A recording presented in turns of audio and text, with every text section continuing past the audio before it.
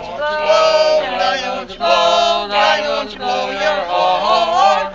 Daddy, won't you blow, Daddy, won't you blow, Daddy, won't you blow your horn? Someone's in the kitchen with Margie. Someone's in the kitchen, I know. Someone's in the kitchen with Margie. Kiss it with Lloyd, I know. Now that's for you. Tootie-tot, tootie-tot, tootie-tot, too. Thumbs up, elbows in. Tootie-tot, tootie-tot, tootie-tot, too. Tootie-tot, tootie-tot, tootie-tot, too. Thumbs up, elbows in. Feet together. Ready. Tootie-tot, tootie-tot, tootie-tot, too.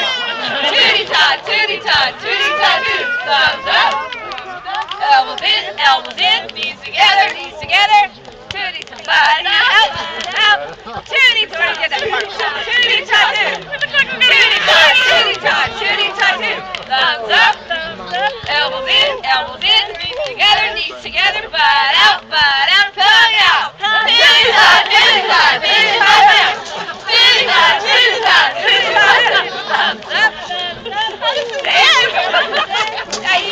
knees together, butt out, tongue out, turn around,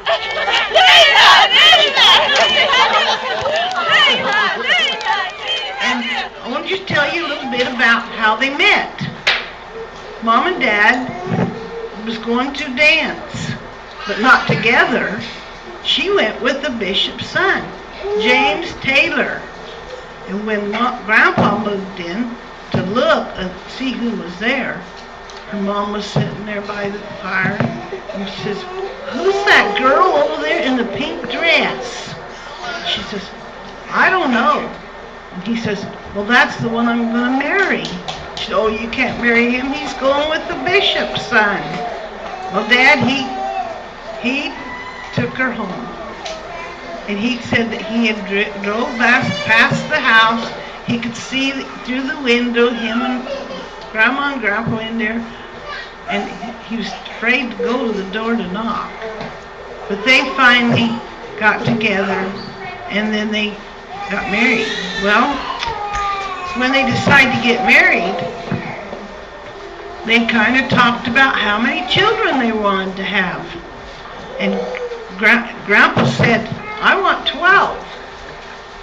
And Grandma said, "I only want 2. And so they had 14 children.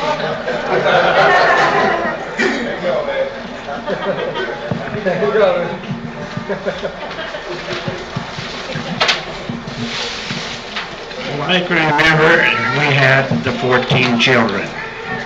And I remember one of them playing a trick on me. And that was my daughter Verna. One day she brought us in a dozen eggs. We put them in the refrigerator, and the next morning I wake up, Mom woke up. I didn't cook eggs, of course. Mama cooked the eggs. But she cracked this egg, and out came a blue egg. We got excited about this blue egg. Thought, wow, this is a miracle. I can't understand this. They got so excited that they called the Nampa Free Press. And of course, Nampa Free Press had never heard of blue eggs. And so they sent a reporter out to our house, and they took our pictures, and talked about it, and made a big story about the blue egg. And lo and behold, it came out in the newspaper on almost front page about Grandpa and his Grandma and their blue egg. And they thought, okay, well, Verna had to come in and laugh and talk and tell us about the joke they played when they fed these eggs blue dye in the feed, and it created the blue egg. But as it turned out, we had red eggs, blue eggs, green eggs, all color eggs.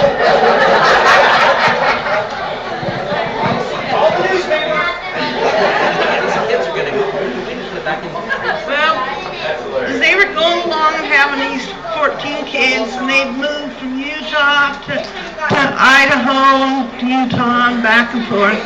And then when they came to Idaho, they lived at Kirk's Park. And I'm sure all of you know where Kirk's Park was. And Dad was a policeman. Mother had Pearl there at Kirk's Park. And that they had the chicken pox. Really, Pearl could tell this story probably better. And Mother was telling about on this Kirk's Park, they had lots of little cabins for people that wanted to come and stay overnight. And the place where they could cook and everything. And one of the ladies that came there, when they came, one couple came to stay, and she was expecting a baby. And so they called Mother to come over and to deliver the baby, because the doctor couldn't come. And the doctor came at the very end, and he told Mom, he says, if it hadn't been for her, this lady would have lost her baby. And she said, I was so thankful when the doctor came, and then she had to walk home, across the park, and she cried all the way to think that she was put under that pressure. And when they went to Salt Lake, Dad told about they didn't have much money, and he dug water lines under the Salt Lake water lines and getting $1 a day. And by then they had, how many children they had then?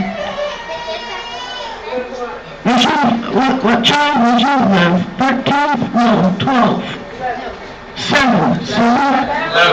11 children. And her dad was making $1 a day. They did. They went to the Indian reservation, and they were taught the women how to make quilts.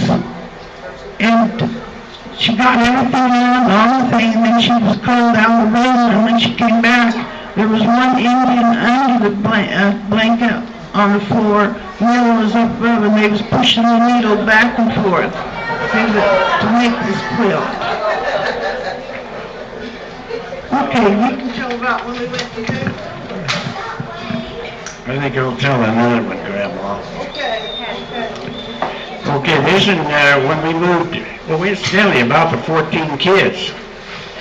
They left off with Pearl. They came to Idaho, and we left off with Pearl, and then, for whatever reason, I got the bug to move back to Utah. And we go down to Utah and we dig ditches for $1 a day, trenches. Then we have Glenn Holladay, my son, and he was the only one born in the hospital with 14 kids.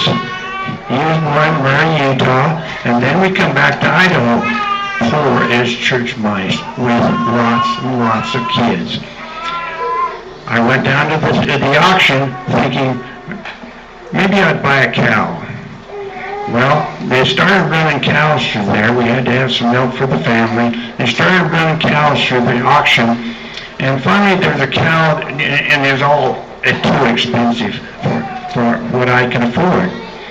Finally, there was a cow that came in there. You could hang a hat on her hip bone. And the auctioneer said, who'll give me $10?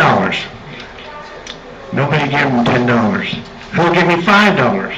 Nobody took him on for the phone. Well, finally he says, who'd give me $1? I had $1 in my pocket, and I said, I will. I bought that cow for $1, and I led that cow home. That cow had several calves and supplied milk for the family until we got on our feet. I remember hearing about that story and how they all cried when the cow died.